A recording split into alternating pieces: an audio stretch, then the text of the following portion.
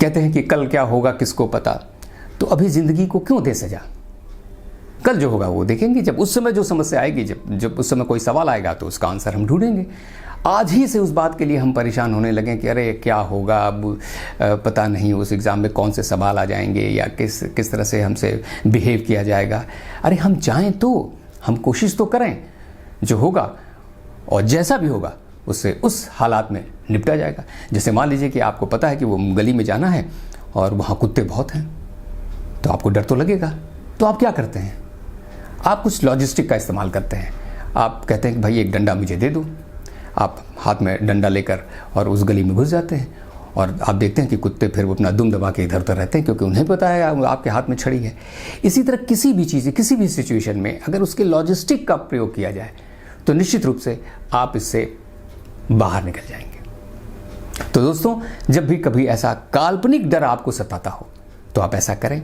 मुझे एक कहानी याद आती है कि मेडिवल पीरियड में जो एक बादशाह थे बहुत बड़े, उनके राज्य में एक बार विद्रोह हो गया।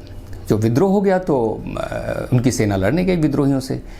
विद्रोही कबायली थे और उन्होंने सेना को हरा दिया। पता ये चला कि विद्रोहियों ने कुछ ऐसा माहौल बना रखा था, ऐसी सूचना फैला रखी थी कि उनके साथ एक जादूगरनी है जो कुछ तंत्र मंत्र ऐसा करती है कि उससे कोई जीत नहीं सकता। और ये बात जो बादशाह की सेना थी उसको पता थी। अब मनोवैज्ञानिक दबाव की वजह से वो इतना आ गए कि वो हार गए।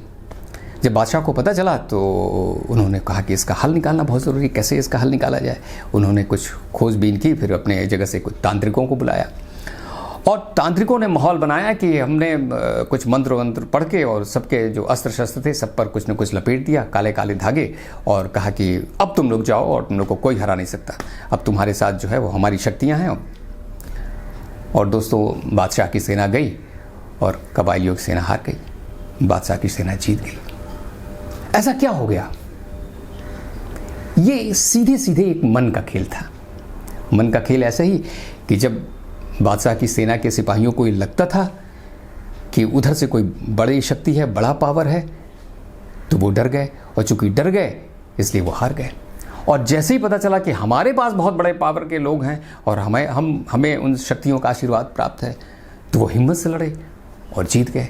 दोस्तों, इसी को प्लेसिबो इफेक्ट कहते हैं। तो ये मनोविज्ञान का खेल है। जब भी इस तरह की चीज़ें सताएं आपको, जिसका रियल स्टेटस नहीं है, तो हमेशा आप उसके रियल वैल्यू की तलाश कीजिए कि वास्तविकता में अगर ऐसा होगा तो क्या हो सकता है। बुरा से बुरा क्या होगा? अरे बुरा से बुरा इतना ही तो होगा, भाई मैं इस इम्तहान में नहीं पास होऊंगा तो दूसरे में पास हो जाऊंगा, अगले साल पास हो जाऊंगा। बड़े बड़े लोगों की जीवनी में आप देखिए, दुनिया भर के लोग ऐसे हैं जो कई बार कोशिश करने के बाद भी फेल होते हैं और उसके बाद उन्होंने दुनिया में बहुत बड़ा मकाम बनाया है। तो इसलिए निश्चिंत रहिए, रियल वैल्यू की तलाश कीजिए और अपने को ही शाबाशी दीजिए। और आप ये सोचिए कि आपको किसी चीज़ से डर नहीं लगता। आप पावरफुल हैं, आप ताकतवर हैं, आप शक्तिशाली हैं, आप जो चाहें वो कर सकते हैं। कोई आपको हरा नहीं सकता, कोई आपको मुश्किल में नहीं डाल सकता। आपके अंदर सारी संभावनाएं मौजूद हैं। और सुबह उठ कर रोज़ मन में अपने आईने में देखकर अपने को यही कहिए। और मुझे उम्मीद है, मुझे लगता है और मैंने देखा भी है कि लोग इस बात से, इस कोशिश से ज़रूर कामयाब होते हैं। इसलिए ऑटो सजेशन देते रहना बहुत ज़रूरी है। मैं समर्थवान हूँ, मैं ताकतवर हूँ, मैं प्रतिभाशाली हूँ, मैं टैलेंटेड हूँ, मुझ में सारे गुण हैं, मैं सब कुछ कर सकता हूँ। ऐसा कहते रहिए और आप कर दिखाएंगे।